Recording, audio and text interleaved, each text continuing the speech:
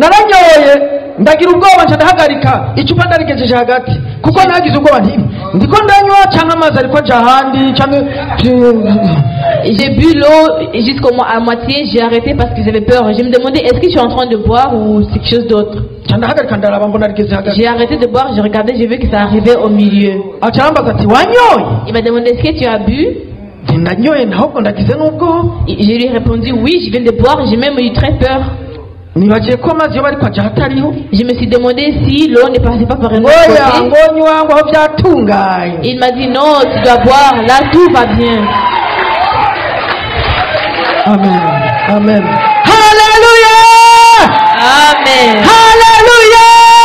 Amen. Hallelujah. Amen. Amen. Hallelujah. Uri mwiza mana. Uruwera mana. Uri mwiza. Uri mwiza. Hamasenze acarambwira ati senga nawe ushimira Imana. Et quand il priait pour moi, il m'a dit prie aussi, tu vas remercier Dieu. Nasabye ngo nsenge ijwi ricayiruguruka. Numva ndasenza n'ijwi rirenga ndatangara nanje ndayashusha ninge n'ijwi rije ntabiheruka ndayishima yo mana ndayishima kabisa ndayishima. Donc quand j'allais prier tout de suite en ce moment-là, j'ai vu que ma voix s'est ouverte. Même quand je me rappelle de ça,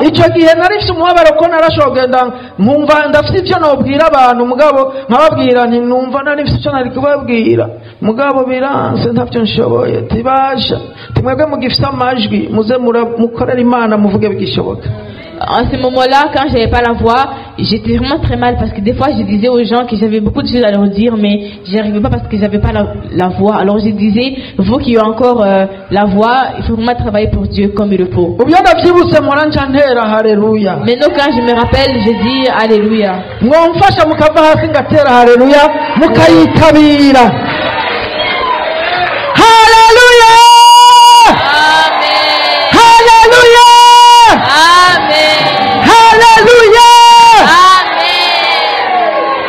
Neverwa mana siku zote tunaimba siye Yesu ni Bwana, hata leo tunaimba tena Yesu ni Bwana, usiku na mchana tunaimba Yesu ni Bwana, hata leo tunaimba tena Yesu ni Bwana, malaika uko mbingu wanamwimbia Yesu ni Bwana, wanaimba wakisifu na kusujudu Yesu ni Bwana, hata nabii Musa alitabiri Yesu ni Bwana, Yohana Mbatizaji alitabiri Yesu ni Bwana, wewe ni nani hata upinge hayo?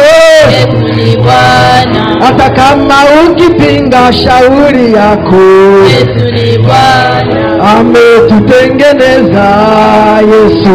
Yesu ni Bwana, Tumeziona kazi zake Yesu.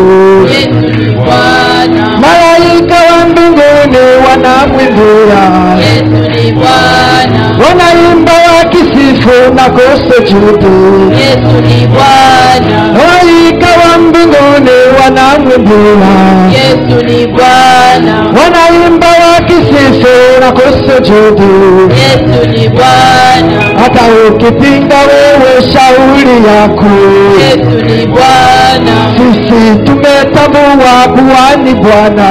Yesu ni Bwana, Sisi tunaimba siku zote Yesu ni Bwana, haleluya haleluya Yesu ni oh haleluya.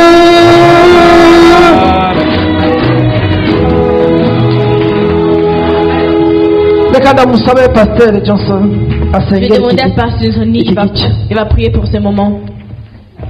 Uhoraho nyeningabo Mana isumba byose, rabiri hanga rikoraniye hano imbere yawe kubw'amashimwe n'icubahiro.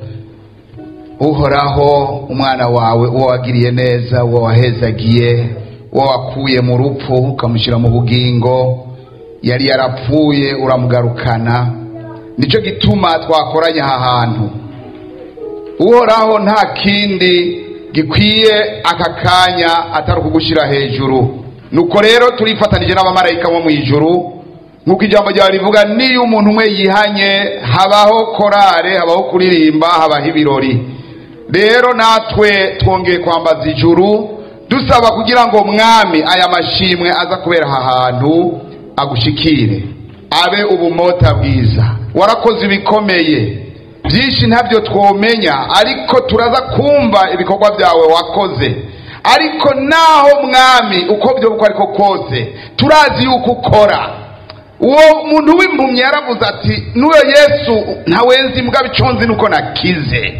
Mwami ndagushima yuko uyu munsi uhambaye, ijuru rirabyumva, ihanga ryera rirabyumva, abamarayika isinzi bariko barabyumva. Mwami ndagushize imbere uyu mwanya w'amashimwe, nukuri icubahiro kibi cawe. Ndizera yuko kubw'aya mashimwe no kuri kino gishinga ntaye kidasanzwe hariho n'uwundi ari ngahaza kugenda akize, hariho n'urya wundi agwaye indwara y'intakira yihebuye avuga ati ntibishoboka. Biciye mwino ntahe mwami ukuboko kwawe kuraza gukora ikindi gikorwa gikomeye aha hantu, hariho n'abandi baza gutaha bakize. Urakoze kugira neza, urakoze kugira ibikorwa bikomeye, nuko turaguhaye aka kanya mwami kabaki wawe, kandi dusabye dushima ni mu izina rya Yesu Kristo umwami n'umukiza, amen.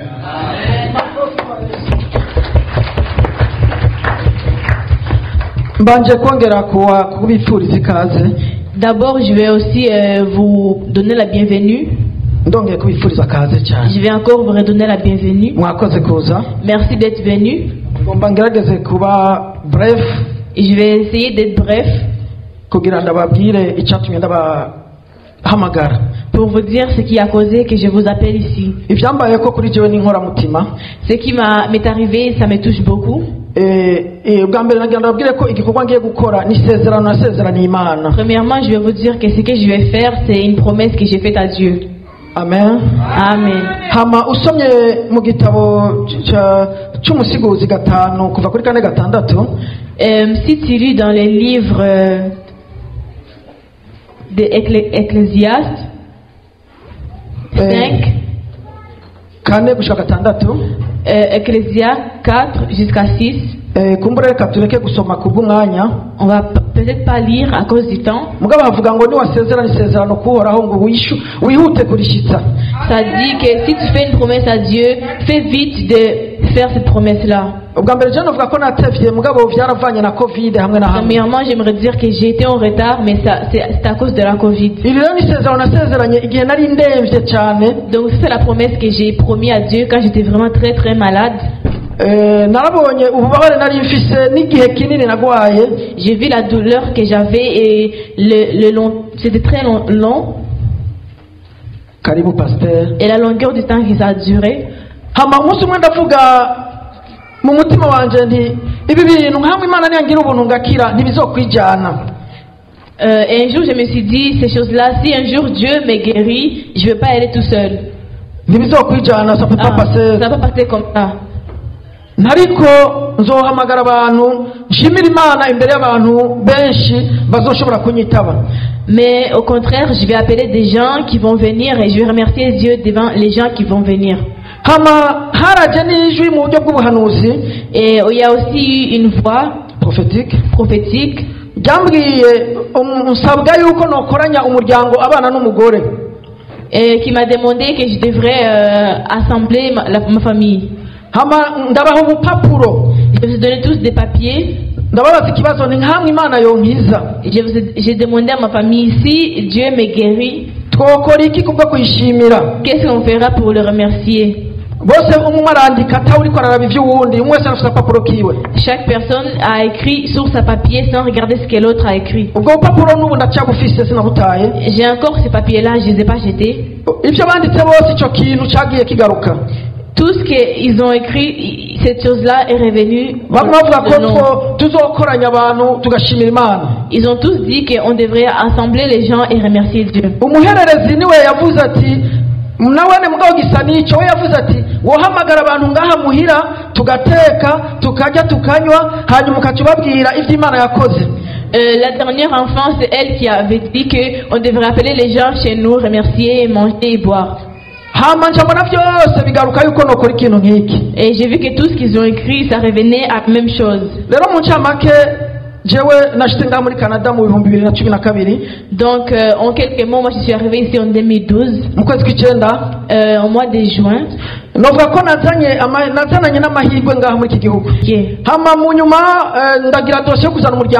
Et à la fin, j'ai eu le dossier d'amener ma famille ici.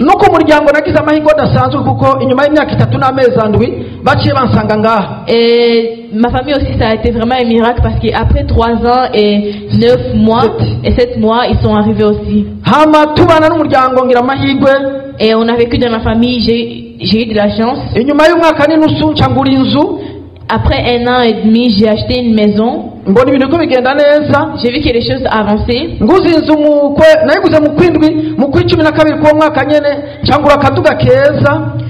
La maison, je l'ai achetée en juin. Et après ça, j'ai aussi acheté une maison. Oh, et une voiture. Amen. Amen.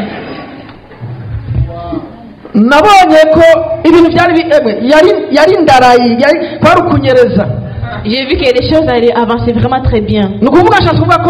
nahise amahirwe nabona ibintu bigenda neza bimeze neza mu myaka nk'iyo mba mu nzu yanjye umuryango turi kumwe bose eka n'ubu n'ahari abagabo turacyari kumwe mu nzu ibyo ndabishimira Imana. Et ce que je veux dire c'est qu'en ce moment-là j'avais beaucoup de chance, tout s'est passé bien, j'avais une maison, j'avais une voiture, j'avais mes enfants, tout allait bien.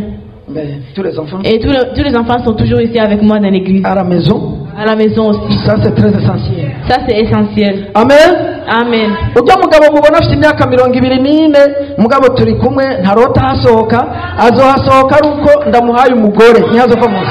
Et le monsieur qui est assis ici, il a 24 ans et il est encore chez moi. Il n'est pas encore sorti. Il sortira seulement quand je lui aurai donné une femme. Amen. Amen. Est-ce que les francophones vous comprenez? Est-ce que les... Merci. Hamarero, nagenda bereka yuko ibintu bihinduka mu kanya gato.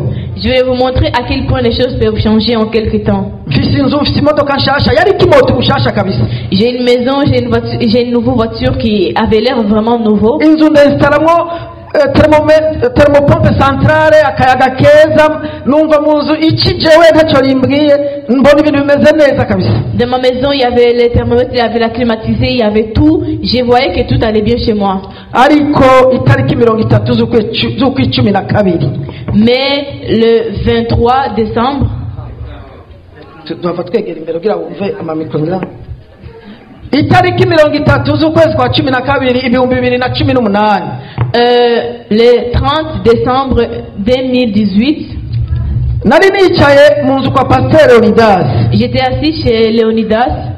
On était avec le pasteur Adolphe. Il était parti chez Léonidas et Léonidas m'a appelé pour me dire d'aller l'aider à accueillir le pasteur Adolphe. Quand on était en train de boire le champagne des chrétiens, vous le connaissez? On les appelle jus biologiques, c'est les jus là dans le Costco. J'ai entendu en moi comme une chose qui montait. Comme on veut roter. Vous voyez quand vous voulez roter, il y a quelque chose qui monte et puis ça sort. Donc j'ai senti quelque chose qui montait en moi comme un rot. Mais j'ai entendu que le rot il est monté mais il est resté là, il n'est pas sorti. Il n'est pas sorti.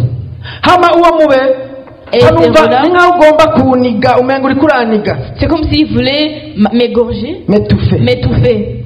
Amen. Amen.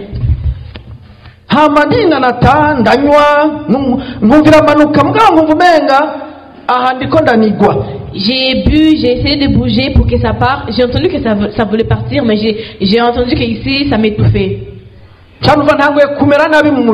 Et je me suis rendu compte que j'ai commencé à me sentir mal dans mon corps. Comme je le fais d'habitude, je me suis levé et je suis parti aux toilettes. ndafukama muri toilette. Je me suis agenouillée aux toilettes. Kuko numva biteye ubwoba, numva umenga kigomba kinige kabisa. Parce que je me suis agenouillée pour prier parce que j'ai senti que c'était horrible parce que c'est comme si ça voulait m'étouffer. Ndasenga Imana, j'ai prié Dieu. Ndayisaba ko yongirira neza igize icyo kintu ntazi. J'ai demandé de m'aider, de me guérir de cette chose-là que je ne connaissais pas. Ndasubira muri salo. Je suis retournée dans le salon. Ndabwira abo twari kumwe ni jewe numva merewe nabi. J'ai dit à ceux qui étaient avec moi, je me sens vraiment très mal. Ngomba ngende kwa muganga. Je vais aller à l'hôpital.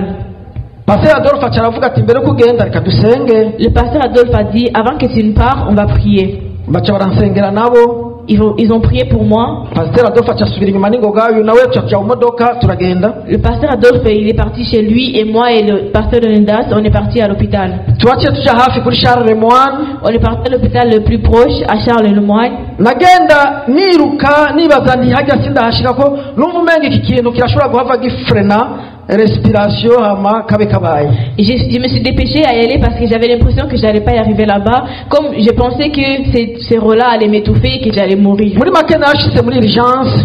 En quelques mois je suis arrivé à l'urgence. Baranyasamika bararaba bakambwira ngo twe tubona ari normal. Ils ont ouvert ma bouche, ils m'ont regardé, ils ont dit non, on voit que c'est normal. Bandazaho ils m'ont laissé dormir là.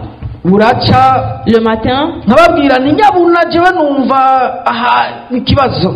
J'ai dit même si vous dites ça, moi je sens que ici je me sens pas bien. Bagapima amasinye vito nkuko babigenza bakambwira ngo nungo on trouve rien d'anormal ngo. Ils ont fait des tests comme ils le font d'habitude, mais ils m'ont dit qu'ils trouvaient rien. J'ai dit, mais moi je sens que je ne respire pas bien. Ils ont testé le pouls, ils m'ont dit non, l'oxygène est bien dans le corps, il n'y a pas de problème.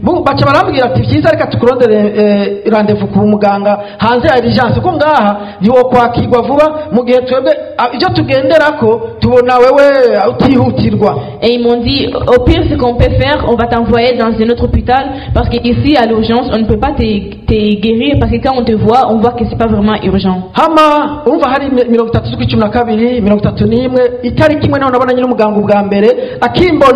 ndamubwiye uko numva umenga ikintu kiri umuhogo cyanize yace yihutira gupima bijya bagira ngo cardiography ngo arabe ngo yoba ari infarctus abazi kiganga ngo umutima woba uruhande rumwe rwapfuye ibintu nk'ivyo. En janvier. Le 1er janvier. Oui. Le 1er janvier, c'est là que j'ai eu un médecin. Il m'a fait plusieurs tests parce qu'il pensait que c'était un problème dans mon cœur, dans mon cœur, et c'est ça qu'il a fait pour moi.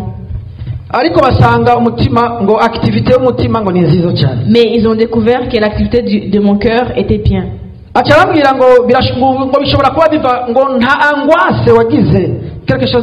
Ils m'ont demandé est-ce que tu n'as pas traversé quelque chose d'angoisse.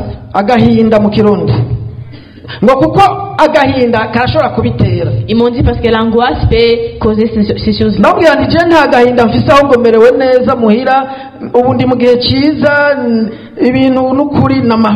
J'ai dit moi j'ai pas d'angoisse parce qu'en ce moment chez moi tout va bien, je ne manque de rien.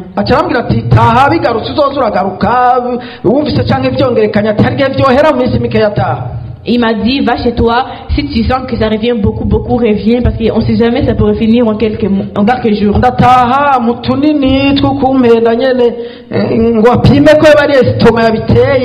Et je suis rentré chez moi, il m'a donné des pilules juste pour me convaincre de rentrer à la maison parce qu'il pensait que c'était l'estomac qui avait causé tout ça.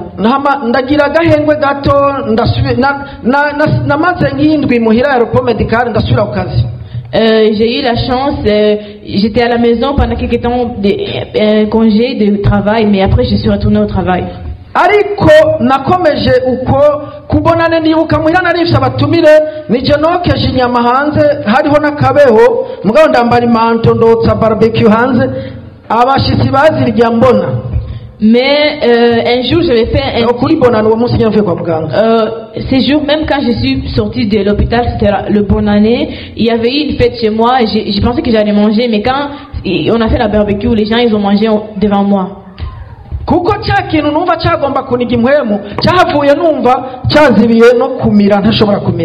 que la chose qui m'avait empêché de respirer, je me suis aussi rendu compte que ça m'empêchait d'avaler.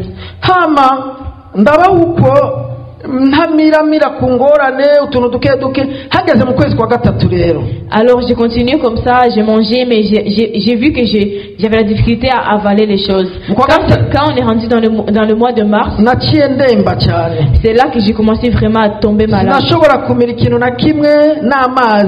ne pouvais rien avaler, même de l'eau. Et des fois le cœur il se mettait à battre rapidement. Je suis retourné à l'urgence. À l'urgence, ils ont commencé à penser que ce serait peut-être un cancer dans la gorge. Quand je leur ai dit que j'arrivais même pas à avaler de l'eau,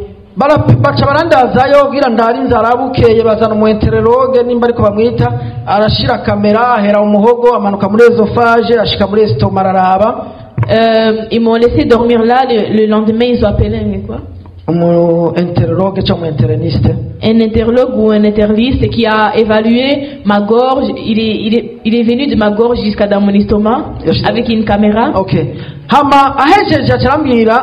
Bonne nouvelle, il n'y a pas de cancer. Plus tard, il m'a dit bonne nouvelle, il n'y a pas de cancer. Parce que j'avais déjà perdu du poids.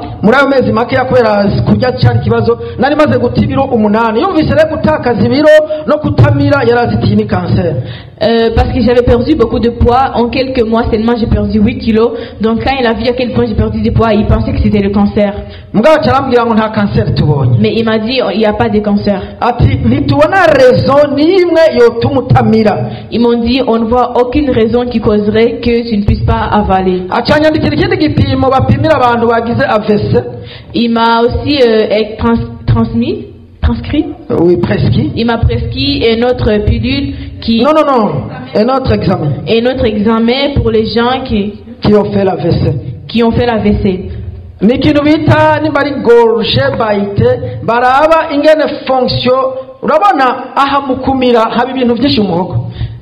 voyez ici quand on avale, il y a beaucoup de choses dans notre gorge. Les viandes, les muscles. Les muscles qui travaillent pour qu'une personne avale, il y a beaucoup de sortes.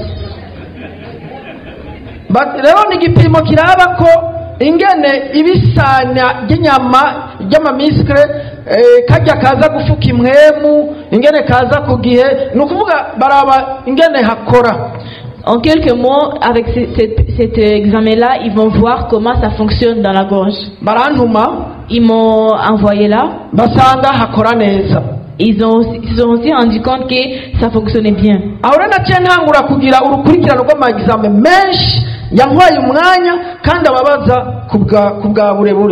Alors là, à partir de ce moment-là, j'ai commencé à avoir beaucoup d'examens, mais au final, il n'y avait rien du tout.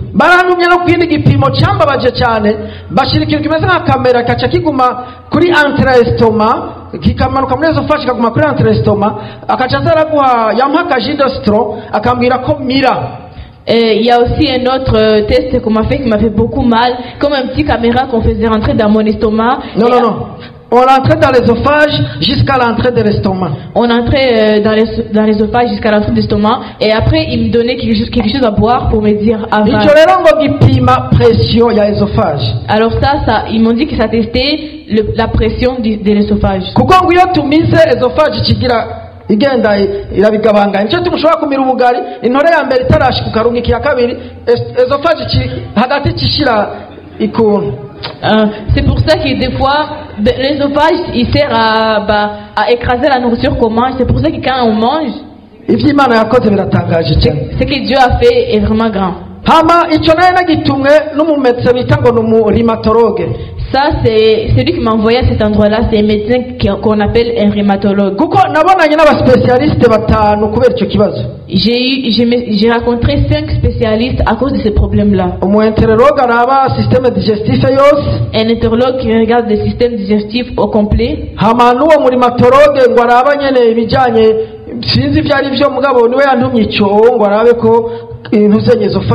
Avec un rhumatologue qui devrait regarder l'ésophage. Quand il n'a pas trouvé, il m'a envoyé dans une pour les oreilles. On l'appelle le ananiwe nabacanduma ku neurologue ngo barabe ko amanere yo bari atakomunika neza. Quand il a rien trouvé, il m'a envoyé à un neurologue pour essayer de voir si mes nerfs travaillent bien. Pour voir si mes nerfs travaillent bien. Neurologue nawe yanyicaritse ku kameza gusa kagatebe ngo icara. Et le neurologue m'a dit, assis-toi juste ici sur une petite table. Il a mené comme un petit marteau et il a frappé sur ma jambe. Et quand il a frappé, j'ai vu que ma jambe a fait ça tout seul.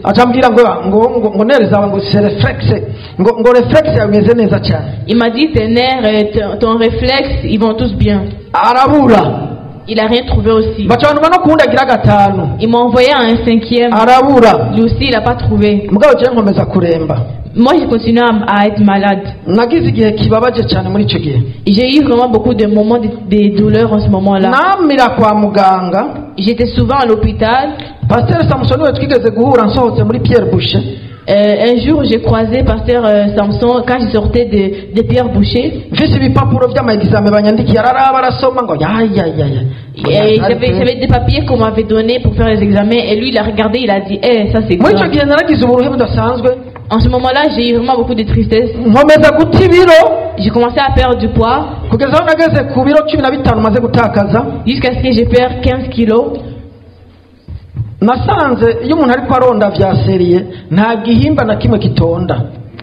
J'ai vu que quand une personne commence à perdre du poids sérieusement, il n'y a rien qui va te rendre heureux.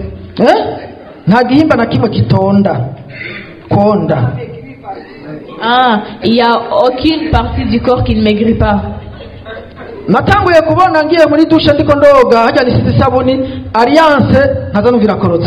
Des fois j'allais dans la douche pour me laver. Quand j'avais mon anneau, je voyais que mon anneau il tombait. Même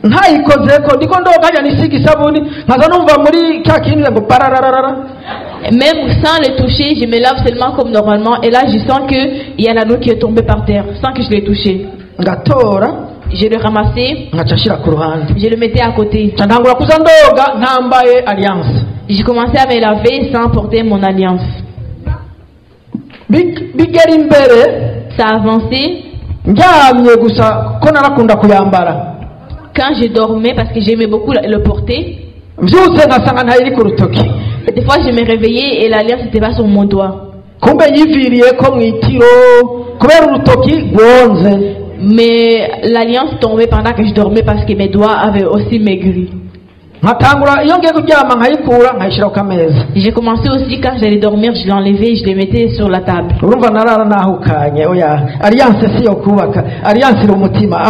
Amen.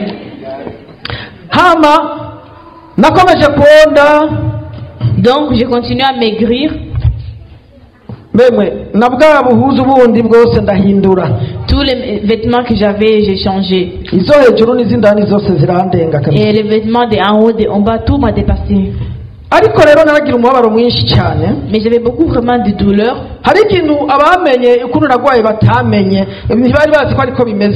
Il y a beaucoup de gens qui savaient que j'étais malade, mais ils ne se rendaient pas compte comment vraiment j'étais malade. Moi, l'appétit, je l'avais à 100%. J'avais vraiment faim. Donc je sentais la faim.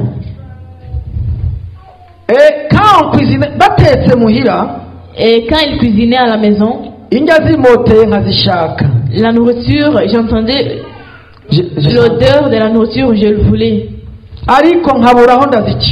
Mais je n'avais pas les moyens où le faire passer. Ces moments-là m'ont vraiment été très durs.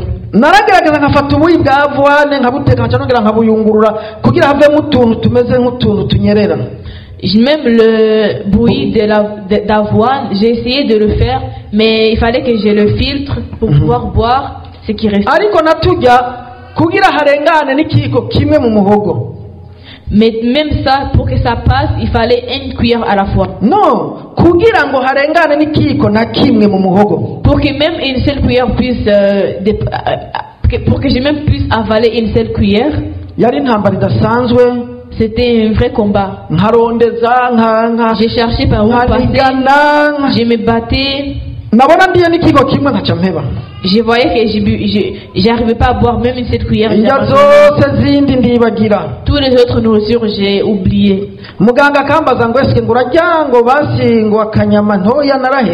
Les médecins me demandaient est-ce que tu arrives à manger de la viande? J'ai dit non, j'ai abandonné.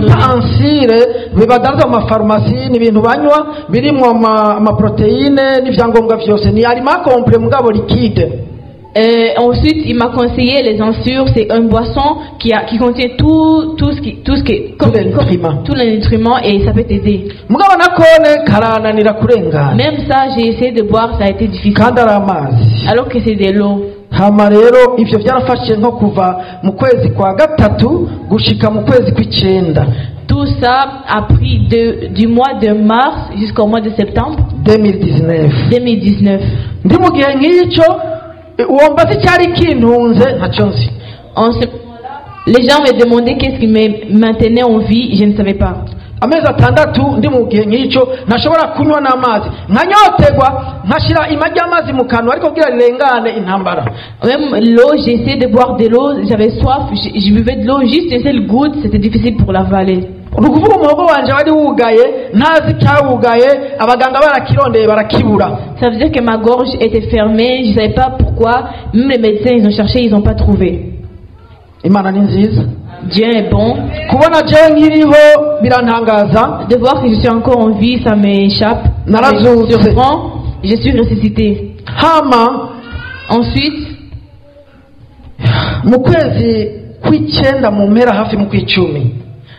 au mois de septembre, vers les débuts d'octobre,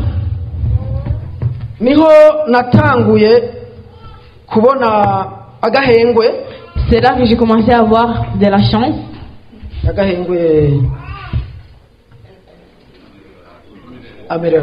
C'est là que j'ai commencé à avoir comme de l'amélioration.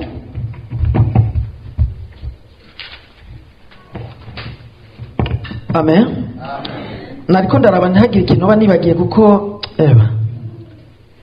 ariko muri make narababaye. Mais en quelques mots, j'ai vraiment été triste. J'ai vraiment souffert. Amen. J'avais beaucoup de signes dans mon corps que je ne savais pas la raison. Avec tout ça, car je n'arrivais pas à avaler, dans ma bouche et dans ma gorge, j'étais vraiment sec, c'était sec. À un point que même ma salive, je n'arrivais pas à l'avaler.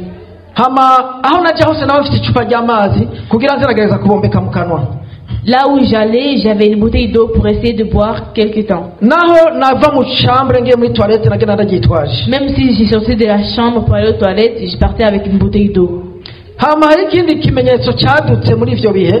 Ensuite, il y a un autre signe qui s'est relevé dans ces jours-là. Ça aussi, ça a duré pendant beaucoup de temps. J'arrivais pas à ouvrir ma bouche. Non. J'arrivais pas à éternuer. Éternuer. Comme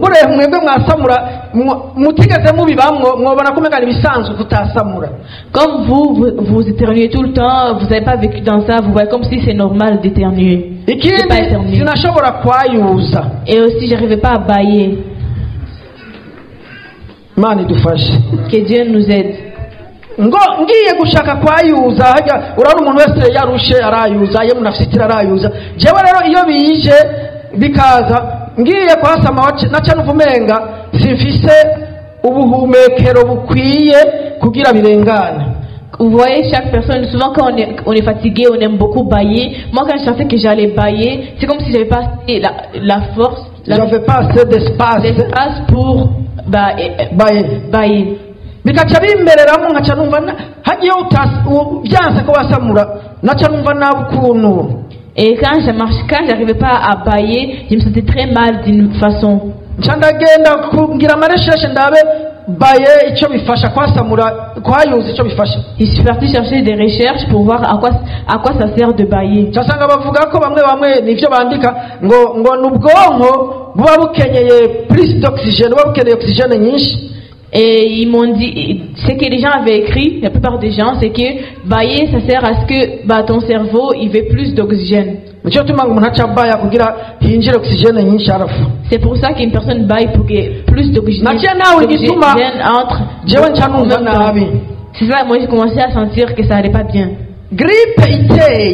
Quand j'avais la grippe, j'ai commencé à avoir peur parce que la grippe vient avec bailler, avec éternuer. hajya nyene nogira kucyaca numva umenga nta espace nkamwe ndabigize wakimenga noturika ukuntu bikifrena byonyene nkagumuko. Et quand j'étais sur le point d'éternuer, j'avais comme l'impression que j'avais pas assez d'espace et j'avais l'impression que si je le faisais, c'est comme si j'allais exploser, que tout allait s'arrêter. Et ça, ça me faisait me sentir mal. Mais je remercie Dieu, il m'a aidé. Je n'ai pas eu la grippe beaucoup de fois à ce moment-là. Kuko grippe iteye mu rugo naje wasanga ngiye mu banda ariko icyo gihe ugasanga je ngumye nkomeye kandi ari cyo menga ndi vulnerable kubera umuntu ari mu stress antikoro zikora nabi bigenda neza ariko naratangara kubona Imana indinda singware grippe kenshi. Mais j'ai eu de la chance parce qu'en ce moment-là, je n'ai pas eu beaucoup de grippe. Comme d'habitude, ma famille tombait malade et tout le monde tombait malade. Mais en ce moment-là, moi, j'étais le seul à rester sans avoir la grippe. Je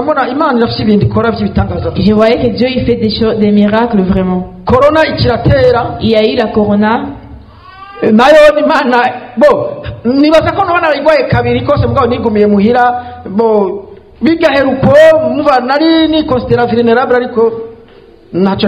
Je pense que je l'aurais peut-être eu une ou deux fois, mais j'ai resté chez moi et je considère ça comme si j'avais rien eu. En quelques mots, j'étais comme une personne qui n'était plus là. Il y avait des moments où j'allais dormir.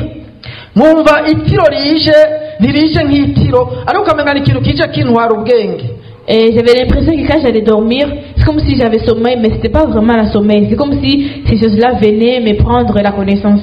Oui, la conscience, oui. La conscience. En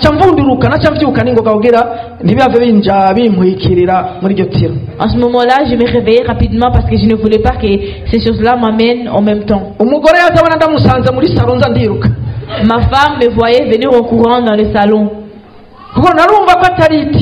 Parce que je sentais que ce n'était pas le sommeil. Il y avait des moments où des fois je marchais quand je sortais dehors.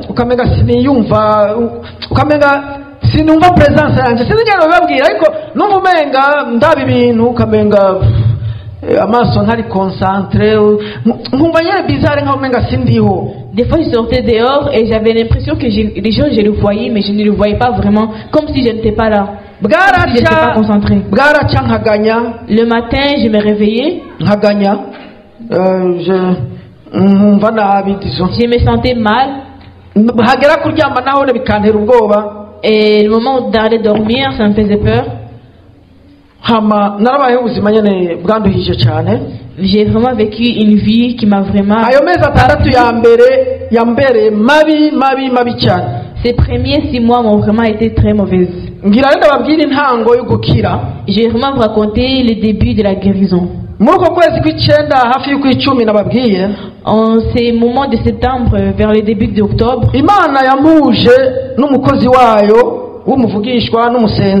Dieu m'a fait rencontrer son serviteur, prophète et intercesseur. Il habite en Tanzanie dans un camp de réfugiés. Je ne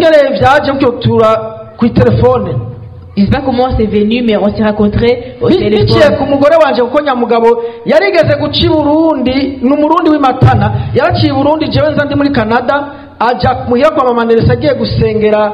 hari umugore yari afite ikibazo cyo kutabyara mugabo kubera umugabo we atizera asaba amamanereso atari umuntu aza kunsengera ngomba ko yoza kunsengerera iwawe. J'ai rencontré cette personne-là en passant par ma femme parce que cet homme-là avait été au Burundi. Un jour, il avait guéri une femme qui n'arrivait pas à avoir des enfants. Il avait prié pour une femme qui n'arrivait pas à avoir des enfants. hama madame sigene yamwibutsa aravuga ati yo wa mukozi w'Imana Toma yegera guca muhira kuko ico gihe aca muhira yahavuye amubwiye ati mbonye urano abantu berekwa rapidement yaramubwiye ati mbonye madame ugiye gufata urugendo rwa kure ati ngaho ntuzohagurukira ngaha mu Burundi mbonye uzoba uri mu kindi gihugu hama uveyo nabonye indege gutwara mu kindi gihugu cya kure. Je ne sais pas comment ma femme s'en rappelait de lui, mais 10 jours au lendemain, elle s'est rappelée de cet homme-là qui s'appelle Thomas, car cet homme-là était venu chez elle et il lui avait dit qu'il avait vu qu'elle avait quitté le Burundi pour aller quelque part d'autre. Hama uwo mugabo nabaje nubwo nta muntu yari yambwiye ko je ndi muri Canada ngo n'uwo muntu namubajije riye hama re madame aramwibuka yifuza ko twamurondera kugira tumuhezagire kumurukira agafanta gusa. Alors là ma femme se rappelait de lui et je lui ai dit et si on l'appelait on va seulement lui envoyer un petit jus. Madame agira inguva arondera nimero ziwe arazitora. Ma femme elle a cherché son numéro et l'a eu. Hama madame ataramuma tuvugane ko yaje ngira transaction arinye mfise application nkoresha kugira ndungikira abantu bari mu Buganda mu Kenya gutyo. Et ma femme m'a donné son numéro comme ça je lui parlais pour les choses de transit comment j'allais envoyer l'argent et tout ça. Hama rero tumukuyaga ntabwiye ariko genda gwaye maze amezi menshi sinjya sinywa mereuku.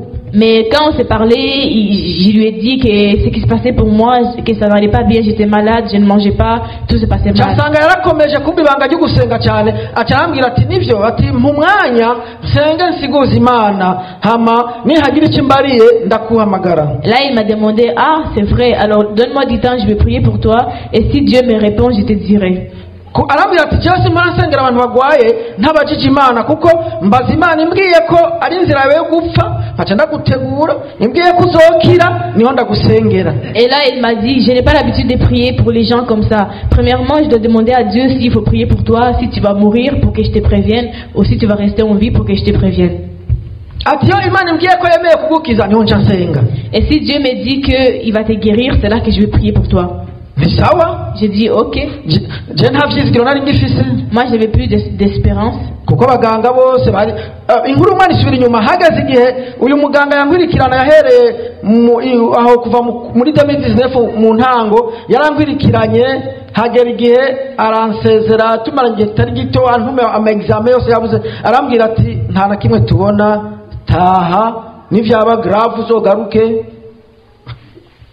Comme je peux le dire, il y avait ces médecins qui étaient chargés de moi. Et à un moment donné, on avait été ensemble pendant beaucoup de temps jusqu'à ce qu'ils me disent au revoir. On n'a rien trouvé, alors on va te laisser comme ça.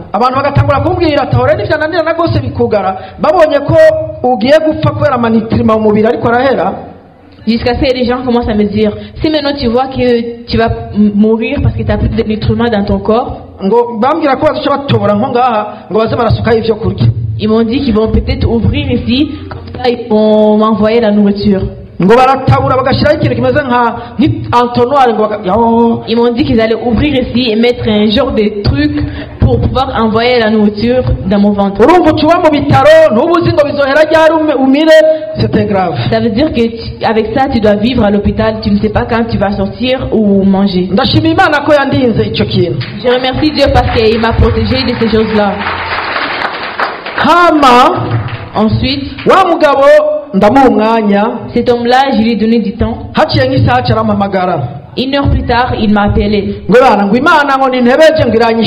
Il m'a dit, Dieu, il n'a pas été long, il m'a répondu. Il m'a dit que Dieu lui avait dit que ce que j'avais, c'était de la sorcellerie.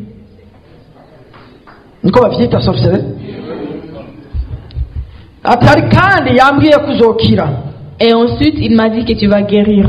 Et ensuite il m'a dit pour cela je vais prier pour toi.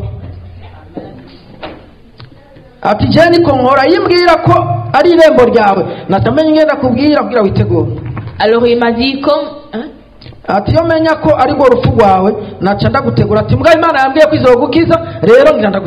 il m'a dit d'habitude c'est comme ça que je fonctionne. Si Dieu m'avait dit que tu allais mourir, j'allais te prévenir. Mais comme il m'a dit que tu vas guérir, je vais prier pour toi.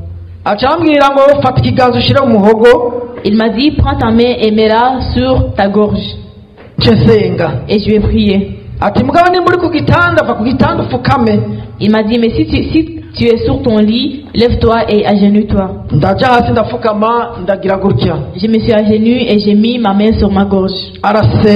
Il a prié, il a chassé.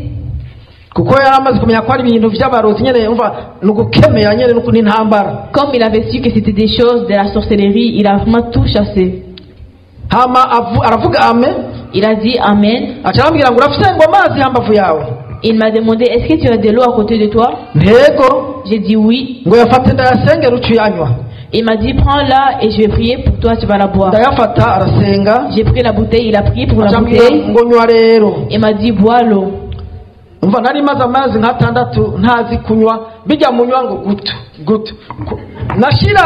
nashira akama mu muhogo nkagereza ukazungagiza kugira ndabe ko bobombeka. Nibwo buzima nari mbayo, nari naribagiye ingene banywa amazi kujya uyanywa inyota igahera, ntavyo narinzi. Namana inyota, namana inzara. Donc ça faisait très longtemps que je ne pouvais plus rien avaler. En ce moment-là, j'ai même oublié qu'est-ce que ça faisait d'avaler ou même comment il fallait avaler. Souvent j'avais faim, j'avais soif. Toujours, c'est pas souvent. Toujours j'avais faim. C'était ça ma vie. Donc je pouvais pas boire, donc j'avais la soif éternelle et j'avais la faim éternelle. C'est pour cela que j'avais beaucoup maigri jusqu'à perdre 15 kilos. Ensuite, quand l'homme a fini de prier pour l'eau, il m'a dit bois.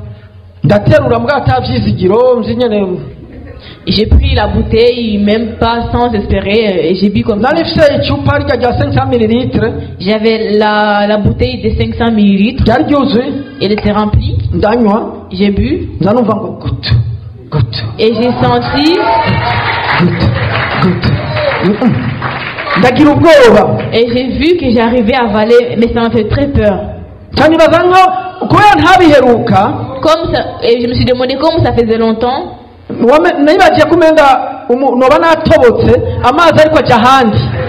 me suis demandé s'il n'y avait pas eu un trou et que l'eau passait par un autre côté. Je n'arrivais pas à croire que je suis en train de boire. Je pensais que peut-être il y a un trou, ma gorge est trouée ou je ne sais pas. J'ai eu peur et j'ai arrêté à cause de la peur. Ndagira ubwoba ndahagarika icupa ndarigejeje hagati kuko nagize ubwoba ndiko ndanywa cyangwa amazi ariko aja handi cyangwa. J'ai bu l'eau jusqu'à moitié, j'ai arrêté parce que j'avais peur. Je me demandais est-ce que je suis en train de boire ou c'est quelque chose d'autre. J'ai arrêté de boire, j'ai regardé, j'ai vu que ça arrivait au milieu. Il m'a demandé est-ce que tu as bu? Je lui ai répondu oui, je viens de boire, j'ai même eu très peur. Je me suis demandé si l'eau ne passait pas par un autre côté. Il m'a dit non, tu dois boire, là tout va bien. Amen. Amen. Alléluia. Amen. Alléluia. Amen. Alléluia. Amen. Amen. Alléluia. Uri mwiza mana, uri uwera mana, uri mwiza, uri mwiza, uri mwiza mana, urakoze, urakoze.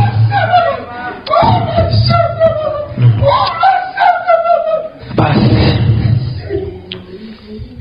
urakoze mana.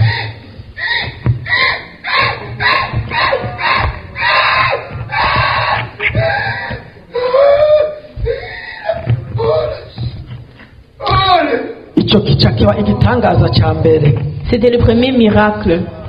Cette nuit-là, je n'ai pas eu un sommeil. Parce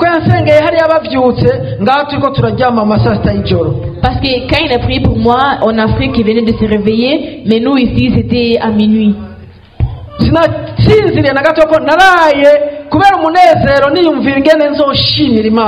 Je n'ai pas pu dormir parce que j'ai dormi, je me sentais tellement heureux, je me demandais comment j'allais remercier Dieu.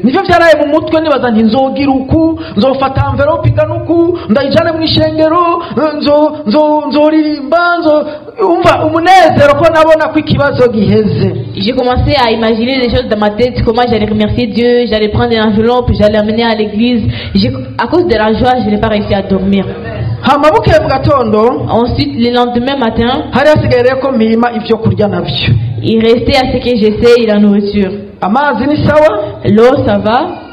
icyakura rero La nourriture maintenant. mu gatondo agenda ndagura umukate Le matin, je suis partie, j'ai acheté du pain. kuko cyari igihe kirekire ibyo narahevye Ça naribagiwe. faisait longtemps que tout cela, j'avais arrêté, j'ai même oublié. bene data ariko ndababwira ibi muntahure. Mes frères, quand je vous raconte ça, comprenez-moi. urazi kuba indya uzibona, Tu sais, voir la nourriture, urazifise, tu as tout. La icyo nourriture, ushaka cyose wokirya, tout ce que tu veux, tu pourrais le manger. mugabo ukananirwa kukirya kubera kubura aho gicisha. Mais tu n'as pas la possibilité de le manger parce que tu n'as pas où le faire rentrer. ni ibintu umuntu atokwiyumvira. uri ukomeye, icyo kibazo sinari ko kibaho. Si tu es bien, en bonne santé, tu ne peux pas bien le comprendre. hama mu gatondo ngaragaje umukate mbona hariho amelioration ko babivuze, biranyoroheye mugabo ntibigenze neza. Le matin, quand j'ai mangé le pain, je me suis rendu compte que j'arrivais à manger, mais c'était pas bien. ikibazo nshaka kumenya ikirahera. Je me suis rendu compte que le problème, il n'était pas encore fini. ariko ndashima Imana kuko aho Imana ariko ikintu gikomeye, kuko nyoye amazi naca nshobora kunywa na twa tuwansire n'ubuyi naciye ndaburya sans problème. Mais je remercie Dieu parce que à ce moment-là, j'ai même commencé à boire de l'eau, les insurges, même le bouilli, j'arrivais à le boire maintenant. Imana yaravye ati bikarenga ngaha uyu muntu aratashe kubera urumva mu mubiri nari narahindutse ukuntu nasa.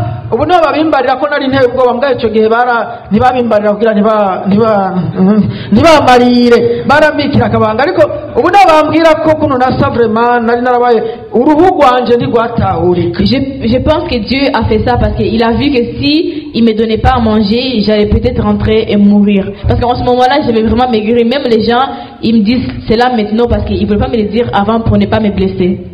Il me disait, aujourd'hui ils me disent que ma peau, mon corps ont changé. Oui. En ce moment-là,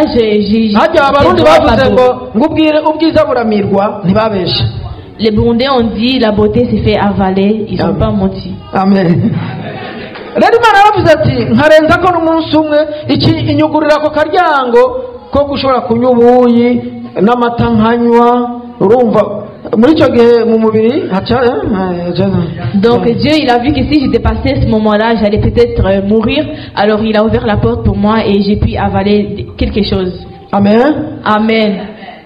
hama ibindi bimenyetso byarakomeje. Ensuite d'autres révélations se sont ibindi bimenyetso, d'autres signes se sont montrés. bimwe by'umutima wiruka, kuma mu kanwa n'ibindi byagumyeho byagerageje kugumaho. Les choses, quand le cœur battait rapidement ou quand j'avais soif, tout cela est resté là. hagasigaye kwa muganga bampa apareye nk'ijya nyene bagira bijya vya electro bacampa apareye nza kurarana kugira ngo isuzume activité d'ikere 24 heures.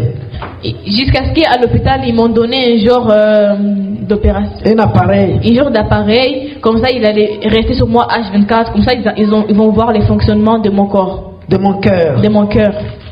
mugabo ndayisubijeyo n'ubundi bambwira ngo umutima wawe ngo ni normal. Quand je l'ai retourné, ils m'ont dit ton cœur il est normal. Ivyo rero bigereza kumaho no kurya kibi kibazo mugabo agumasendera turigana n'ivyo bitero. Donc tout cela est resté là, mais le monsieur, le Thomas, il a continué de prier pour moi. Icyo ngiye kubabwira icyo gihe n'ijwi yari yaragiye. En ce moment, ce que j'ai voulu vous dire, en ce moment-là où j'étais malade, même la voix était partie. Même parler, ça ne marchait pas. Parler, c'était vraiment très compliqué. Quand une personne venait me parler, je m'enfuyais. Parce que c'était des souffrances pour parler. Je remercie Dieu aux gens qui n'ont pas découragé. Je remercie Dieu aux gens qui ne se sont pas découragés. Il y a des gens qui venaient me rendre visite à la maison, mais je fouillais et j'allais me cacher dans mon lit. Je me disais, ces gens, ils ne vont sûrement plus revenir. Mais je voyais qu'ils revenaient le lendemain, ils revenaient chaque jour. Mais comprenez que Dieu le bénisse.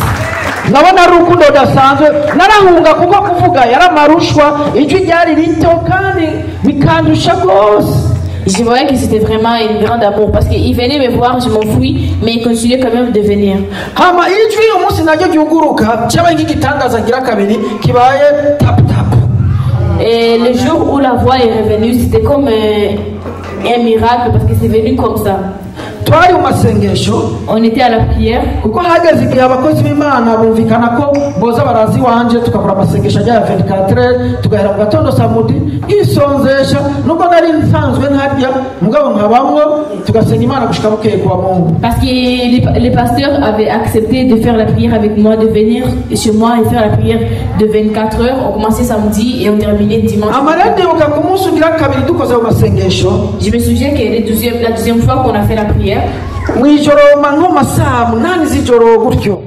la nuit vers 2 heures du matin, ils m'ont mis au milieu et ils ont prié pour moi.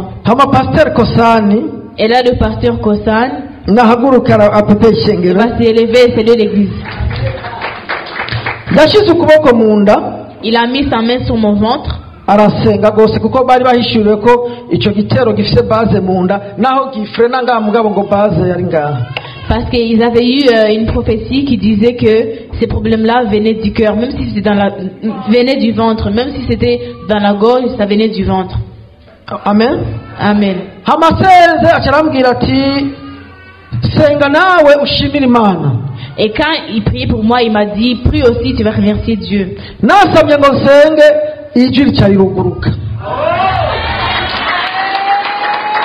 Numva ndasenza n'ijwi rirenga ndatangara nanje ndayashusha ninge n'ijwi rije ntabiheruka ndayishima yo Mana ndayishima kabisa ndayishima. Donc quand j'allais prier tout de suite en ce moment-là, j'ai vu que ma voix s'est ouverte.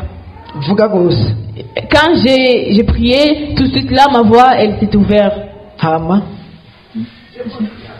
Et j'ai continué à remercier Dieu, j'ai crié, j'ai parlé fort parce que maintenant j'avais la voix. Même quand je me rappelle de ça,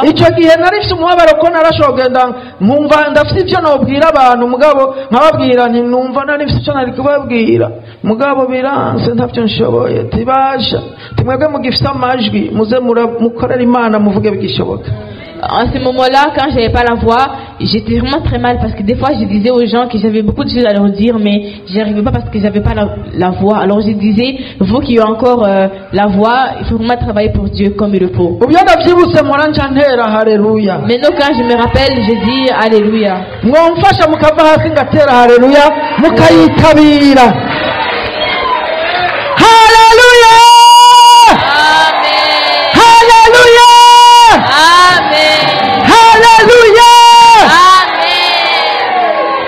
Neverwa Mana. Karibu muvyagire. Asseyez-vous. Namanja ntera haleluya ko gushimira Imana. Souvent j'écris Alléluia pour comme un remerciement. Kuko hari igihe ntari ndabishoboye. Parce qu'il y a un moment où je n'arrivais pas à faire tout cela. Nuko rero ijwi bariragarutse.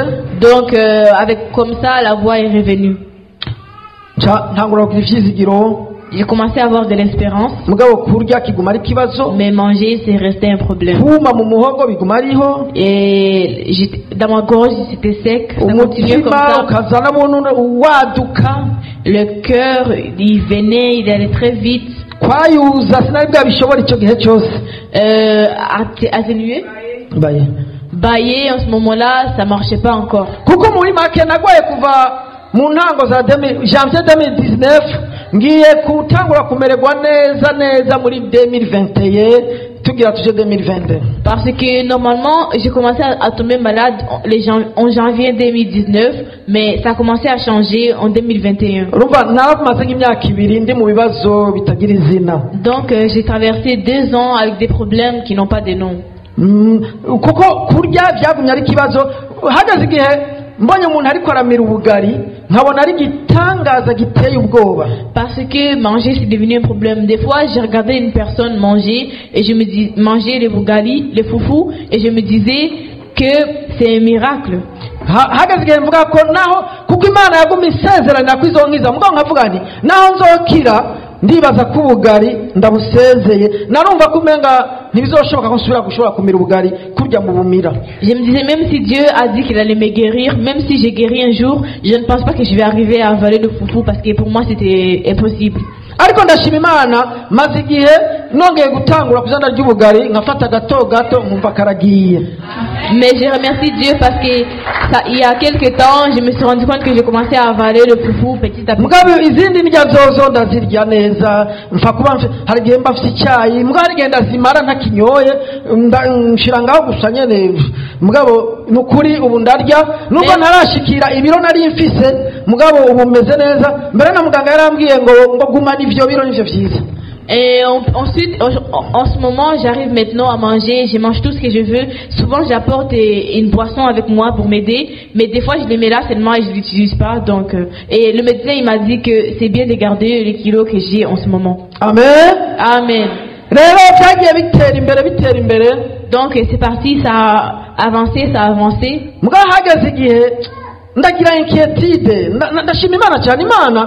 hari amasengesho yishura n'ingoga n'ayandi iteba kwishura ibizi impamvu zayo. Je remercie Dieu parce qu'il y a des moments où tu pries mais il va répondre à certaines questions que tu lui as posées et pas à d'autres. Il va répondre rapidement à certaines questions et d'autres moins rapidement. Amen. Amen. Ndibuka igihe kimwe mbabaye mugabo imana iguma ivuga ko izonkiza mugabo mbona bibaye birebire narigeze tuko turasengana n'uwo mukozi w'imana nyene ku telefone ambwira ngo imana imubwiye ngo ninsabe icyo nshaka. Ah, ok. En ce moment-là, j'étais très malade, je souffrais, mais j'avais l'impression que je voyais que c'était pas rapide de guérir, alors que Dieu m'avait promis qu'il allait me guérir. Et des fois, quand j'ai prié avec un jour, j'ai prié avec Thomas et il m'avait dit de demander à Dieu tout ce que je veux. Amen. Amen. Iyo rero hajya ugusenga hari igihe dusunikwa na mwemu ukumva umenga wasengeye icyo utari ukwiye gusengera. Muri uwo mwanya numvise mvuga nti mana ndagusavye umpe ikimenyetso c'ivyiza kuko ugumubwira kuzongiza ariko nkaguma ndemba tenda gusavye ikimenyetso c'ivyiza mugabo aho naza nshobora kunywa. Vous voyez, des fois vous allez prier mais le Saint-Esprit il va te pousser à prier pour une chose que tu n'aurais pas prié pour ça. Ces jours-là quand j'ai prié, j'ai demandé à Dieu de m'aider à connaître les biens, la connaissance du bien. Mais ikimenyetso c'ivyiza no kuvuga inyereka ikintu cyo kunyemeza kwizonkiza neza ngakira kuko naguma ndo mu buhanuzi abantu nababwira kusengera bakaca bambwira ko babonye ndiko ndakora ibikorwa vy'Imana aho kumbwira ivyo gukira bakambwira ibikorwa vy'Imana rero ndabwira Imana nti mbikimenyetso kinyemeza kuzonkiza. Alors j'ai demandé à Dieu, montre-moi un signe pour vraiment me confirmer que je vais guérir. Uwo munsi naciye niyumva neza mu bintu byo budasanzwe.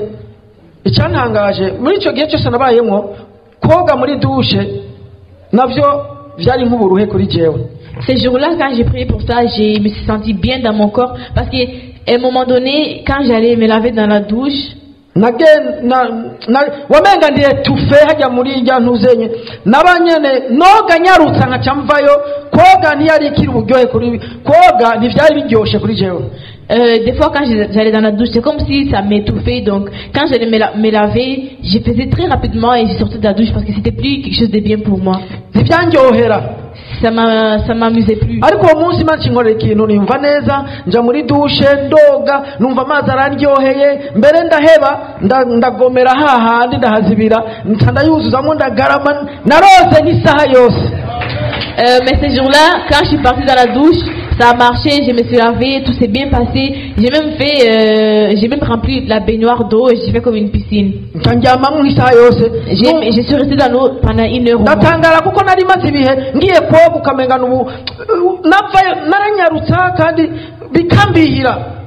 Mais j'étais vraiment choquée parce que d'habitude quand j'allais J'étais choquée? Surpris? J'étais vraiment surpris parce que d'habitude quand j'allais me laver, je faisais rapidement parce que ça me dérangeait et je me sentais pas bien. Et j'ai appelé le monsieur. J'ai dit, j'ai guéri. J'ai dit tout maintenant s'en va. Birasha ngurakize ntindakize kabisa. Il m'a demandé tu es guéri? J'ai dit oui, je suis guéri, tout va bien. Ndi nukuri ukuntu niyumva sinumva aho vyohera kandi ngo bigaruke. Je lui ai dit vraiment comme je me sens maintenant, je ne vois pas par où ça pourrait recommencer. Nuko nariyumvise neza uwo munsi. Ce jour-là, je me suis vraiment bien senti. Chaniri guko. J'ai passé la journée comme ça. Ryohewe. J'étais heureux. Na imera ari nziza. Et tout s'est bien passé. Ariko bukeye. Mais le lendemain matin, byose bica biragaruka. tout est revenu. Kumbe cyari ikimenyetso nasavye cyo kunyereka ko bishoboka nkazosubira kumererwa neza nkumva ko ndiho nk'abandi. En fait, en réalité, c'était le signe que j'avais demandé pour me confirmer que j'allais guérir. Amen. Amen. Basi munyamugabo rero akambwira ati Imana ubu ivuga yuko yaragukije mugabo ngo ubu nguri mu ishure. Ensuite, le monsieur Thomas, il m'a dit qu'en ce moment, Dieu il t'a guéri, mais tu es comme si dans une classe. Uri kuriga. Tu es en train d'étudier. Ingwara yagiye rero ngo haje ishure kugira wige.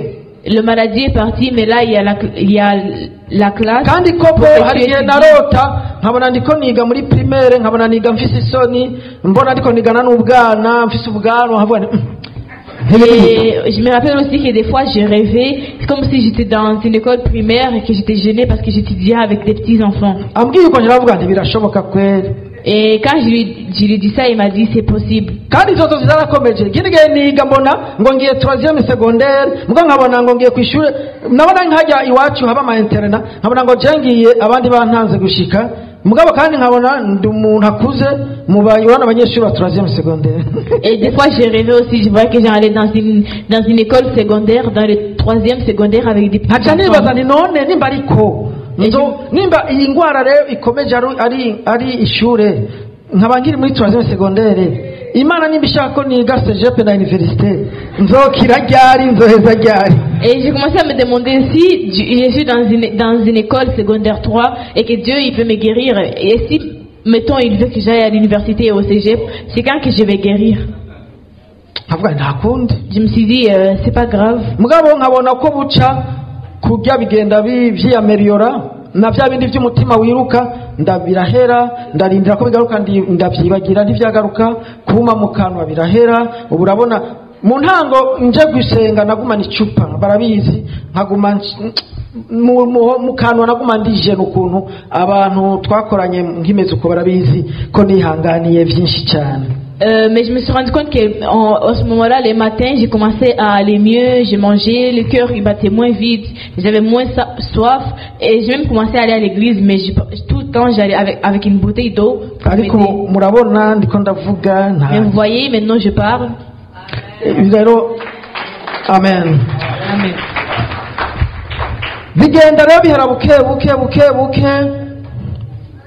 Ça a continué à finir doucement. Hama mugabo ico naco Imana yari yakimbwiye ko nzokira bukebuke ni hamwe umuntu yibagira. Mais ça aussi Dieu me l'avait dit que j'allais guérir doucement, c'est juste que des fois j'oubliais. Ngitangura kugwara hari abantu nabwiye i Burundi hama umuvyeyi umwe bita Claude haguruka upepe ishengero. Claude, tu vas saluer l'église. Quand je vais commencer à tomber. Mama wuyu yarambwiye ko yarose abona ngo nurahantu ngo abona haje igisaka kinini ya cyane.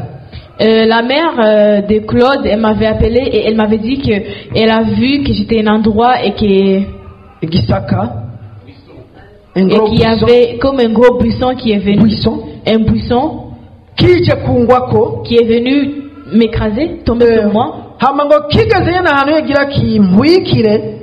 ce buisson est venu et qu'il allait vraiment m'apporter avec lui, il a vu qu'il s'est arrêté. Et elle a vu qu'il a commencé à retourner en arrière.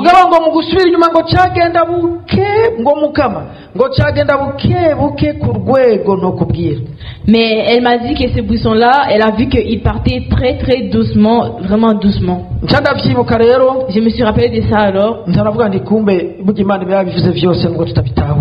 Et je me suis dit, finalement Dieu m'avait déjà tout dit, même si je n'avais pas compris. Donc aujourd'hui je remercie Dieu. Dieu il m'a rajouté des jours à vivre.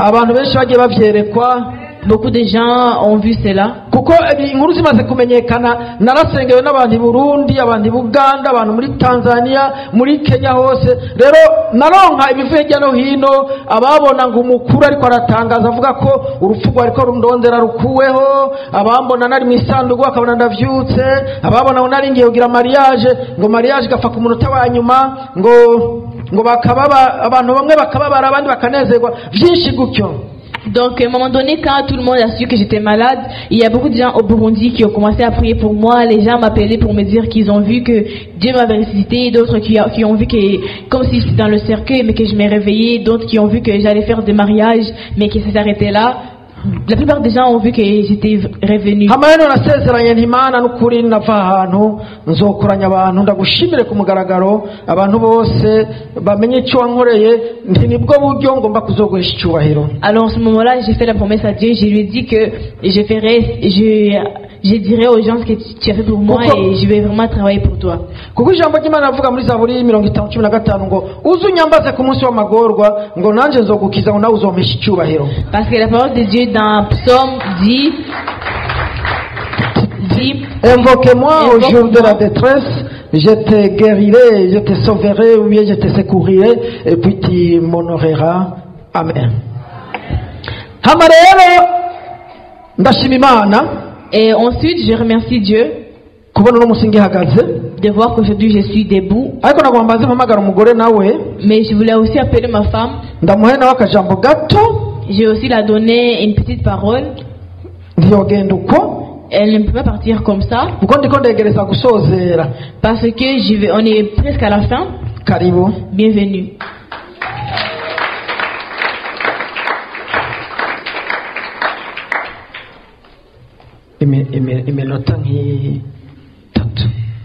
Environ 3 minutes. Yesu nahabwe icyubahiro. Yesu nashimwe cyane ubwira kandi. Amen. Turabaramukije amahoro y'Imana bane namwe. Je vous salue au nom de Jésus. Uyu munsi ndibaza ko mwobona ko ari nk'umunsi ni nk'umunsi usanzwe ku batazi ibyo twaciyemo. Donc aujourd'hui, je pense que c'est normal pour les gens qui ne savent pas ce qu'on a vécu. Donc nous, on a fait ça pour que les gens qui ne savaient pas, qui n'étaient pas au courant, puissent savoir ce que Dieu a fait pour nous. J'ai pas beaucoup de choses à dire, vous avez entendu la plupart. Mais on remercie beaucoup Dieu pour cette journée.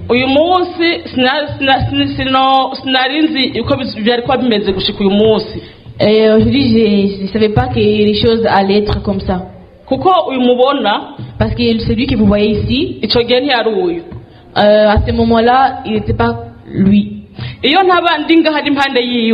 je n'étais pas à côté de lui aujourd'hui, j'allais dire qu'on l'a changé. Des fois, j'ai vu qu'il avait changé alors que je le voyais. Et il y a un moment où il est arrivé à ce que son corps change. Il a eu un corps de bébé. Il était jaune à cause des maladies qu'il avait. Mais on a continué doucement, on demandait à Dieu. Donc s'il est là aujourd'hui, amen, j'ai vraiment remercié Dieu.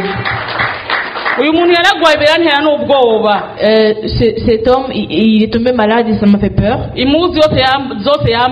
Les vêtements qu'il portait, on les a mis de côté. Il a commencé à chercher de nouveaux vêtements. Même jusqu'à aujourd'hui, il y a d'autres vêtements qu'il ne portait pas. Donc je remercie Dieu parce qu'il accepte. Des fois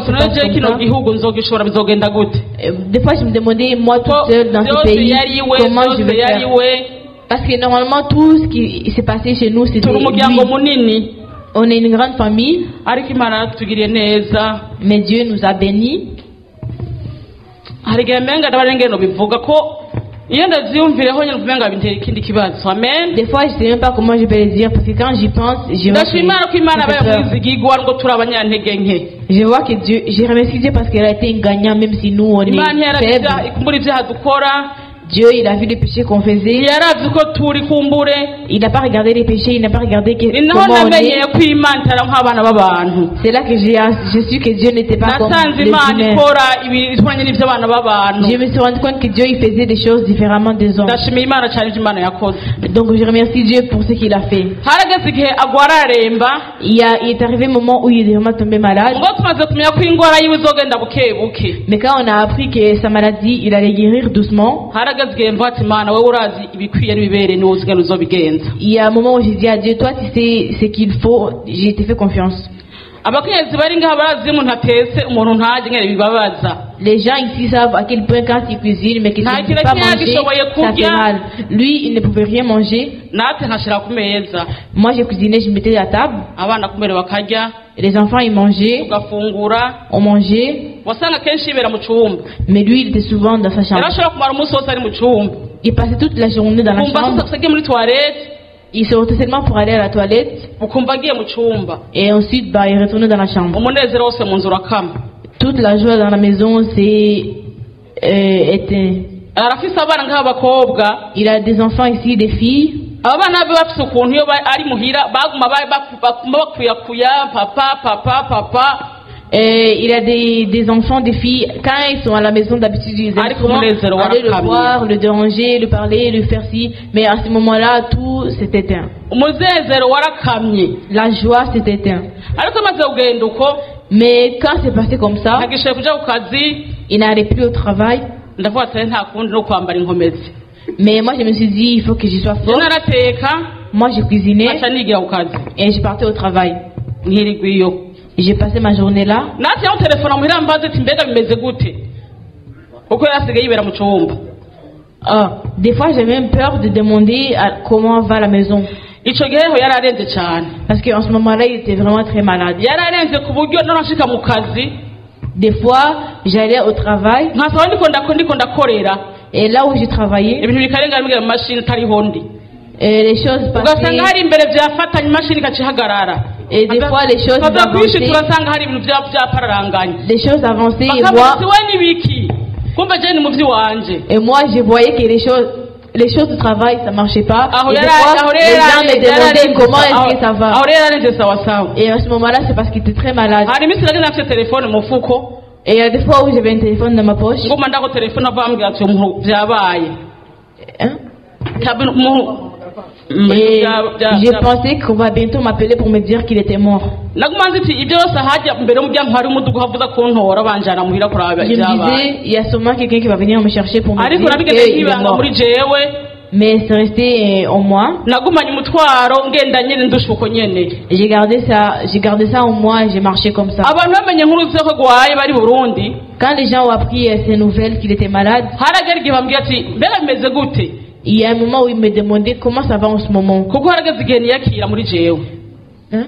harageze igihe niyakira Parce qu'à un moment donné, je l'ai accepté. ndavuga ati none nzohora mbwira ngo aragwaye gushika ryari Est-ce que je vais toujours dire aux gens qu'il est malade, qu'il est malade, qu'il est malade jusqu'à quand? ndababwira ati wameze neza Je disais aux gens, maintenant il va mieux. kandi sinzi ko umwanya umwe bashobora kuza kuntura ukati umuntu arapfuye Alors que je savais très bien qu'à un moment à un autre, quelqu'un peut me dire qu'il est mama mort. akambwira ati bimeze gute Ma mère me demandait comment ça va aujourd'hui. tubu yarakize bimeze neza Et moi je disais, il est guéri, tout va ndavuga bien. ngo yarakize nk'ubu kumva yapfuye uvuga ngo bimeze gute ubu ndiho Mais je me suis dit, mais comme j'ai dit aux gens qu'il est guéri, et s'il meurt aujourd'hui, qu'est-ce que je dirais aux gens? Mais je l'ai accepté comme ça. ibintu bizogenda neza Je me disais que les choses allaient avancer.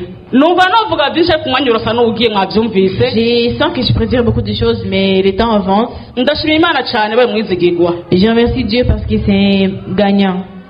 ndashimira imana cyane ubwira kandi Je remercie aussi Dieu encore.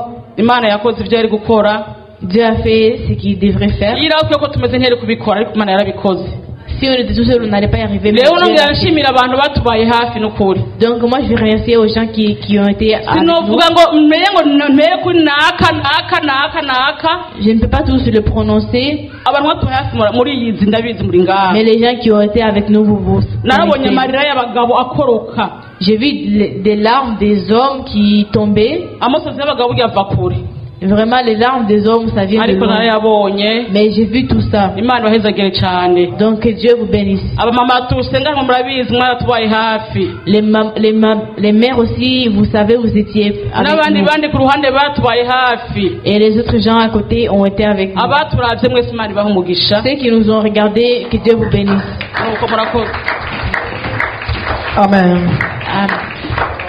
iri banga yarimbwiye mu nyuma ko ngo hajya ngo nagenda nzi ko bashobora kumpamagara umwanya n'umwanya ati garuka karabaye. Elle m'a dit son secret un moment qu'à chaque fois qu'elle marchait, et elle pensait qu'on allait l'appeler pour la dire qu'il était mort. umwanya ndabona uri kuranyaruka reka mpamagare abana bose nabo baze. Donc je vois que le temps avance, mais je vais appeler toute ma famille de venir ici. abana bose Les enfants, mushike hano imbere venez ici. hamanjamo ijambo imfura Et je vais donner la parole à l'aîné. Nelson avuga Nelson. akajambo naho ko baka iminota ibiri nawe ntiyobora icyo ashima ku ruhande rw'abana bose agire icyo avuze. Même s'il peut dire 2 ou 3 mots, je veux qu'il parle sur tous les autres enfants. Yesu ashimwe cyane. Que Dieu soit loué. Alléluia. Amen. Ndibaza byinshi babivuze Ben, je crois que la plupart des choses, les gens, ils l'ont dit. ariko nagiye reka mfite umwanya nshimira Imana. Mais moi aussi, je vais prendre un moment et je vais remercier Dieu. Musaje je bigitangura nabona umenga ni ibintu bisha bigenda. Moi, quand ça a commencé, je pensais que ça allait venir et ça allait partir en quelques temps. Nigira ukazi nkuko bisanzwe nyiryamira mbona ko ari bisanzwe nyene. J'allais au travail comme normalement, je parlais avec mes amis comme si c'était normal. Ako mbonye yatanguye kunanirwa kuzarajya. Mais quand j'ai vu que c'était difficile pour lui de manger maintenant, ndavuga kumbe vyano biri serieux na. et je me suis dit, oh là c'est sérieux. Bica biteraho yatanguza arahunga abantu. Et ça a causé qu'il a commencé à s'enfuir des gens. Iyo umuntu aje atanguye kumuyagisha cyane acamubwira ngo agiye mu cyumba yumva vyanse. Quand une personne venait le voir et qui lui parlait, lui il disait, je dois aller dormir, c'est difficile. Ujeho ugasanga ari mu cyumba vyari ibindi bintu. Quand tu venais à la maison et que tu le trouvais dans la chambre, c'était autre chose. Turamuze hagiye araza kenshi. Et comme surtout Mosé qui venait souvent à la maison, cyane mamami ou ma mamie, akasambaza genda ndabire nimba ari maso. et des fois il me disait, vas-y voir s'il est éveillé. Ari gacasoboka buke buke. Et moi j'allais doucement, j'ai cogné. Oui. Il disait oui. Ninjye ngafate muzari nga ashaka ko muyaga gato. Je disais, Mosé est là, il aimerait qu'il vous parle un peu. Mugende umubwire ko njyamye. Et lui il me disait, va lui dire que je dors. Nari ngavuga ashe nakundi gacange ngamubwira nyene ashe muzara ajyamye. Moi je me disais, bon bah il y a pas d'autre moyen, je vais aller lui dire qu'il dort. Abera twe kubona ko yari umuntu araremvye. À ce moment-là, j'ai commencé à me dire qu'il était vraiment malade finalement. Ki umuntu agwaye niwe yumva ngena ameze. Parce que quand une personne est malade, c'est lui qui sent comment il est. Ubibona gutya ari gutavyemera uvuga ati labda ko arigirisha ibintu nk'ivyo. Toi, quand tu le vois, tu te dis, peut-être que c'est normal, il fait semblant. Kujyana aho ko ashe ni umuntu asaze makunda ubugari. Et manger, d'habitude, c'est une personne qui aime beaucoup les foufous. Mais harageze ko ari ibintu dukora kugira muri famille muri weekend. Mais il y a un moment où il y avait des choses qu'on faisait le week-end en famille. Ugasanga mama nyine ati sakaboga kamota neza kabisa. Et des fois, ma mère, elle cuisinait de la viande vraiment très très bien. Chachumba ubugari. Elle faisait le foufou. Ko muira situ si dukunda ubugari. Ari abantu bakunda ubugari n'abatabukunda. Parce qu'à la maison, on n'aime pas tous les foufous. Il y a des gens qui aiment le foufou et d'autres qui n'aiment pas. Et elle prenait le foufou, elle le mettait ensemble. Nous tous, on venait, on s'asseyait. Oui. Ceux qui aiment ça. Et elle me disait, vas-y, dis à ton père s'il va manger les foufous. Et moi, je disais, ok, je vais lui dire. On commençait à manger. Il venait doucement. Il regardait. Nous on mangeait, on buvait. Et il aimait beaucoup le poulet grillé. Et nous on mangeait, lui il regardait comme ça. Et on voyait, il s'est retourné. Il va dans sa chambre. Nous tous on se sentait mal. Souvent ma mère elle arrêtait de manger à ce moment-là. Et là je me suis rendu compte que les choses vraiment étaient rendues loin. yiyumvira nimba bugenda he icyo gihe yiyumvira ubwari bujahe ariko aratubona tuko turaburya. Des fois il regardait le foufou et il se demandait comment est-ce que ça va passer dans ma gorge. Sinzi ngene menga ari weekend heza ari samedi. Mais je sais pas comment il y a un week-end qui vient de passer, je pense que c'est samedi. Nena vyose mu masaha 2 ko nagira nje ku répétition. Je me suis réveillée à 8h parce qu'il fallait que j'aille à la répétition. Nuhumura ko gana n'amasafuriya hejuru. J'ai entendu qu'il y avait une personne en haut. Parce que moi je suis dans le sous-sol, j'ai entendu une personne avec une casserole en haut. Et quand j'ai monté en haut, je l'ai trouvé en train de faire le foufou alors que c'est le matin. J'ai vu qu'il était en train de se battre avec il a commencé à manger. Tout le monde dormait encore. Et en plus c'était vraiment gros. Parce qu'il a tout fini, j'ai pas vu le reste. Il a tout fini. Je me suis dit, Dieu a fait des miracles. Donc moi aussi je prends le temps pour remercier aux gens qui nous ont été proches. Il y a des serviteurs de Dieu qui ont souvent été avec nous à la maison en faisant des prières. Il y a des familles qui ont toujours été avec nous dans les prières. Vous tous, que Dieu vous bénisse.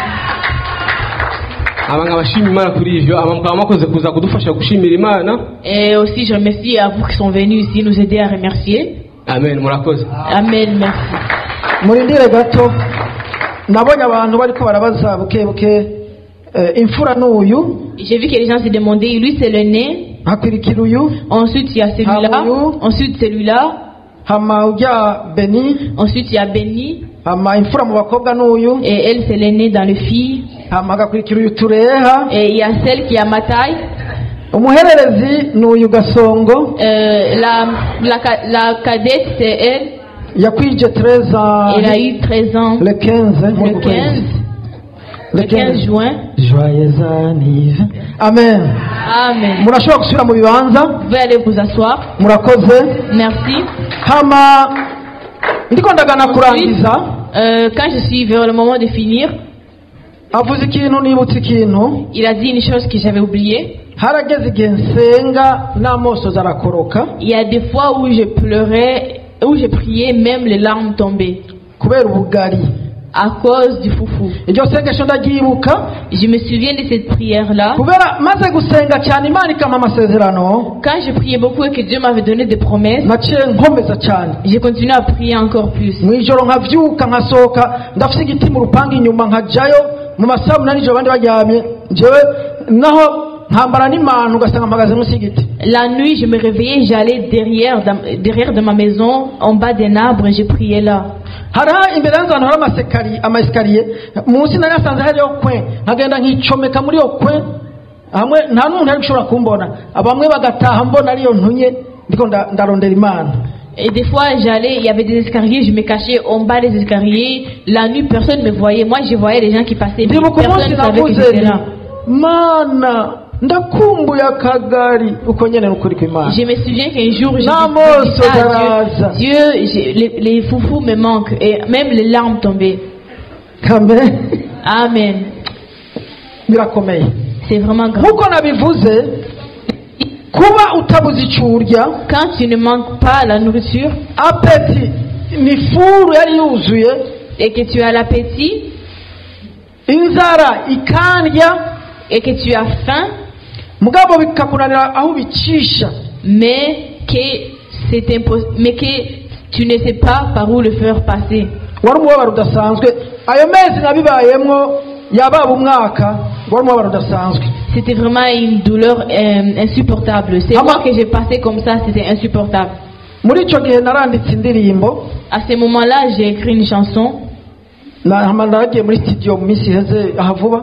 J'ai appelé au studio il y a pas longtemps. Nayo ni nk'ishimwe ku Mana. Ça aussi c'est comme un remerciement vers Dieu. Nagira ndayiririmbe. Je vais la chanter. Ndashikiriza Imana. Et je vais le donner à Dieu. Nza kugira playback. Je vais faire un playback. Ndahamagaye abakobwa bamfashije. Je vais appeler les filles qui m'ont aidé. Goodness na Rezia muze Goodness et Rezia, vous allez venir hama bayidushiriremo et ils vont mettre la chanson. Tuyiririmbe. On va la chanter. Nishimwe kumana. Je vais remercier Dieu. Nishimwe kumana. Comme un remerciement vers Dieu. Mu mwanya ndiko ndarangiza. Vers le moment où j'ai fini. Zaburi 103 kumurongo wa 3. Niwe aharira ibigabitanyo vyawe vyose, agakiza indwara zawe zose. Mutima wanje shima himbaza Uhoraho. Amen.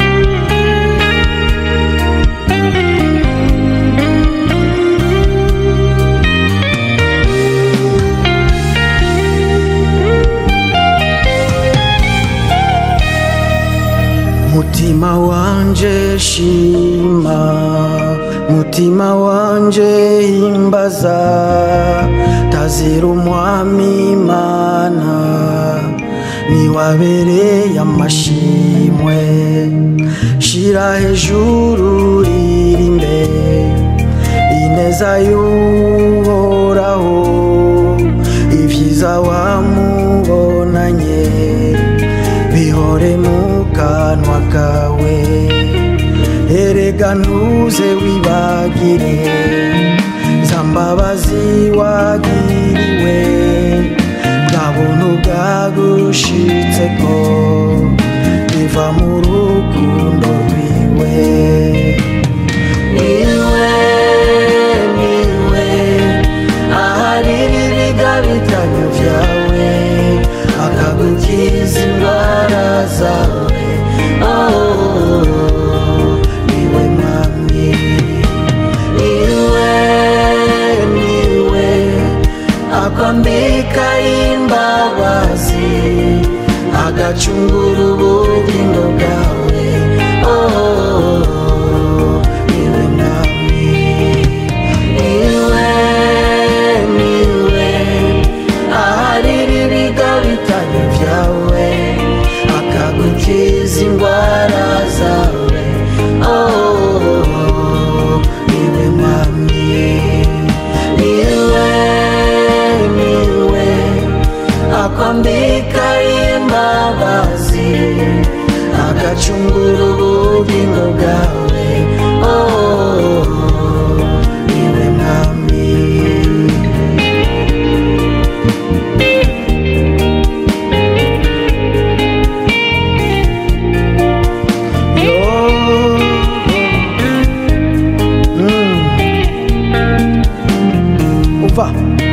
Uhoraho yabonye amagorwa yanje n'imibabaro yanje, vyose abinkurako, angirira ikigongwe, aharira ivyaha vyanje n'ibicumuro vyanje.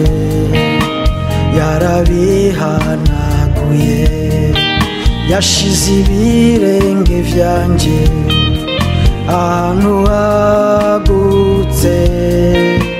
Nico gituma ndirimba indirimbo z'amashimwe. Niwe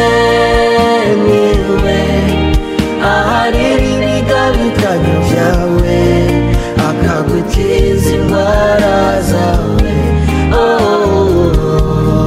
Niwe mwami, niwe akwambika imbabazi, agacungura ubugingo bwawe. Niwe mwami, niwe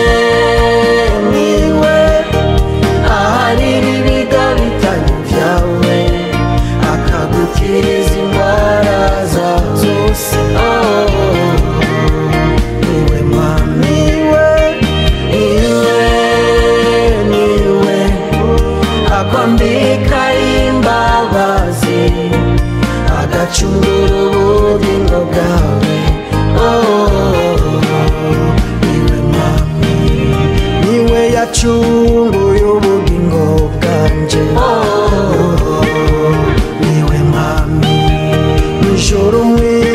ntibamu